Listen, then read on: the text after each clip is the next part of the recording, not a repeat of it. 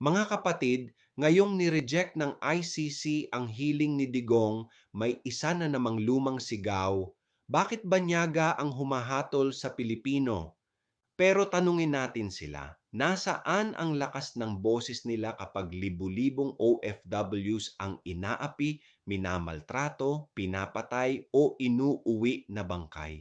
Bakit biglang nagiging makabayan lang kapag dapat managot ang makapangyarihan? Huwag tayong paloko. Ang hustisya ay hindi nasusukat sa passport.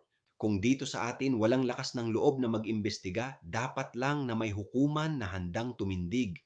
At bilang taong pananampalataya, alam natin, ang pagtatanggol sa buhay ay walang hangganan kahit saan manggaling tungkulin natin itong panindigan. Ako si Padre Jesse Galilea, may pusong Pinoy, kasama mo sa pananalig at pakikibakang panlipunan. Hanggang sa muli, mga kapatid.